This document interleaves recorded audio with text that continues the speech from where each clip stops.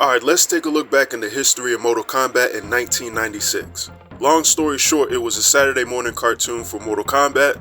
It was basically the Super Friends with Mortal Kombat characters, which makes absolutely no sense whatsoever. And it was pretty much focused around Ultimate Mortal Kombat 3, so let's go.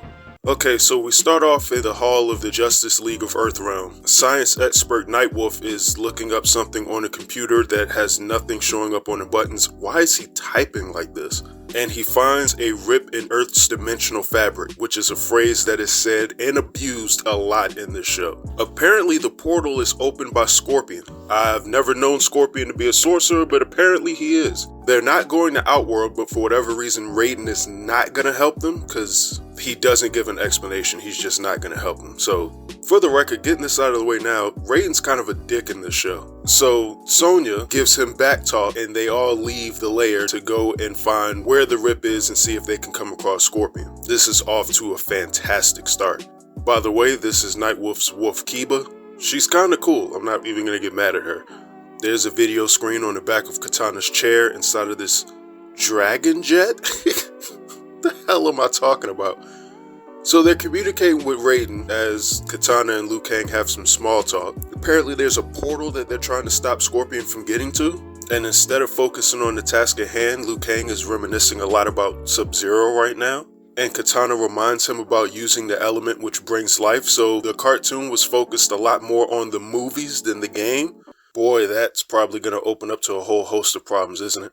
So after this nothing dialogue, Liu Kang doubted himself like he didn't just win Mortal Kombat, whatever. We cut to Stryker and Sub-Zero. What a combination. This is such a weird ass show, and Stryker's asking about the origins of Scorpion. Of course, Kuala Yang knows all about that.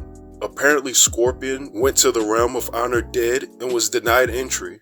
So as wild techno music plays, it shows Scorpion basically gets summoned to hell. Scorpion refuses to die. Also getting this out of the way now, Scorpion's voice acting is horrible. So he summons the souls of this whatever lair that he went into. Honestly, it looks a lot like Scorpion's lair in Mortal Kombat 3.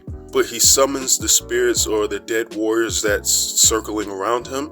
And he tells them, "Get over here!" So somehow when he collected the souls, he was able to come back to the world of the living? I don't know. So moving along, the Dragon Jets get attacked by, I guess Scorpion has his own aircrafts that attack the special forces of Earthrealm. What is going on? So Scorpion jets are attacking the Dragon Jets. Everybody fights them off. Scorpion's dead soldiers that look a lot like they should be fighting for Shao Kahn get out of the Scorpion jets or planes or whatever you want to call these things. And the special forces, that's what I'm just going to refer to them as now. That's pretty much what they are. They land and start to take them out. A group of them destroy the jet of Sonya and Jax, so they have to fight them head on. We get some one-liners from Sonya. She knocks one of them down. I don't know what she does to him. Who wants to wear my ring? Jax throws one of them on top of another one, and apparently that kills them. Jax hits them with this one-liner. Rest in peace. Or should I say, pieces. We finally get an appearance of Scorpion, and he sees a temple. Apparently that's where the portal is located. So he heads there as the rest of the special forces starts to fight off these, I guess Scorpion's Skull Army or whatever these guys are supposed to be. This is painfully not canon at this point. Sub-Zero and Stryker fight them off. Sub-Zero actually freezes one to death. That was kinda cool. Scorpion reaches the portal very fast, I might add. That's a lot of steps that he just got to in an instant. So Scorpion is about to go through the portal, but of course he has to give the speech first. Of course, give the good guys time to stop you before you achieve your goals.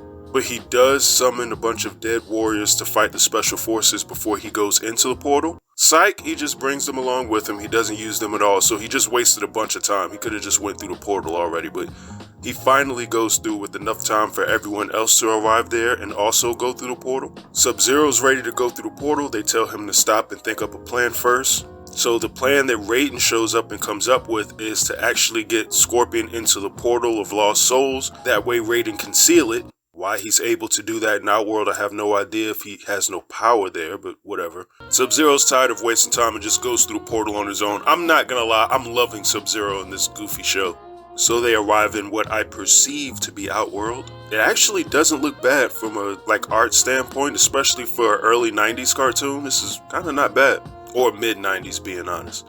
The special forces have to sneak into this lair to get to the portal because obviously Katana cannot be found by Shao Kahn's forces or they're going to kill her. So they're traveling close to Montaro's lair to sort of stay away from Shao Kahn's forces. Katana and Sub-Zero have a nice little conversation before finally getting to the lair. So Katana reveals that there are warriors that are buried deep within the cavern, most specifically Shang Tsung. I'm assuming that's what Scorpion is after. I still kind of don't know, it's not really being explained all that well.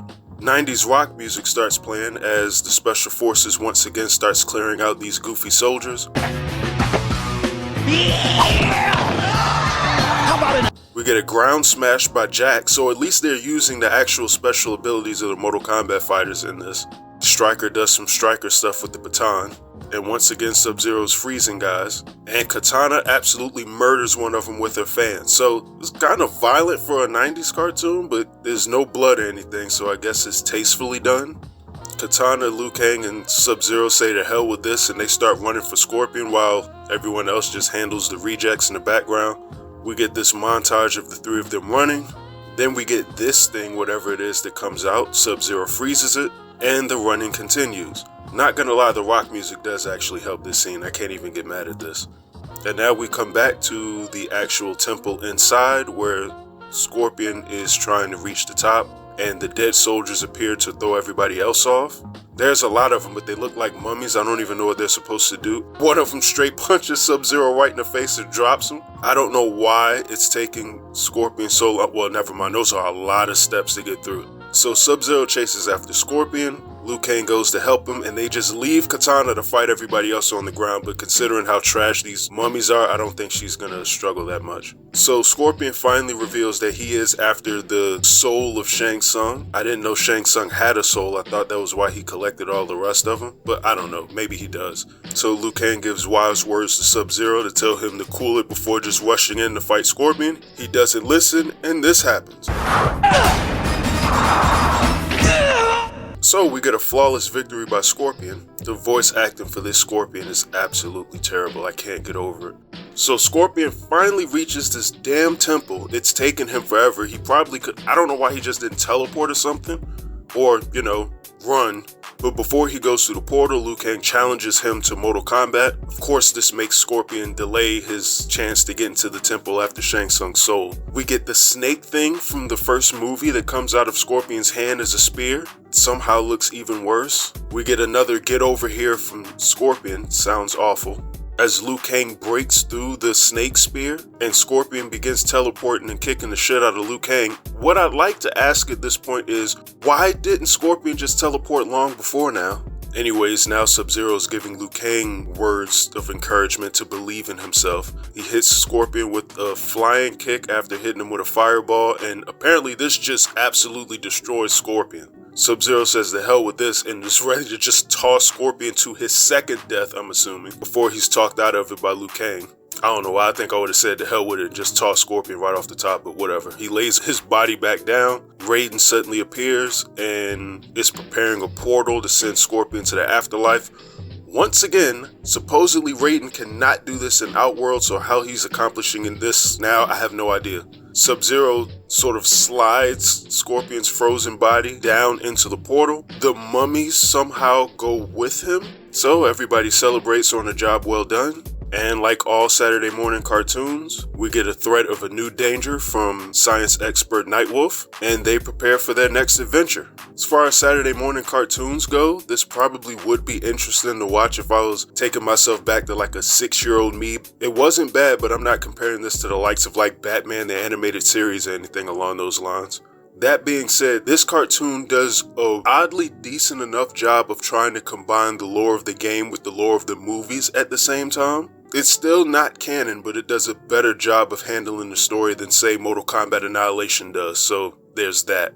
Also, it should be noted before I get out of here that every last character in this cartoon is an actual character that was featured in the Mortal Kombat movies, but Stryker.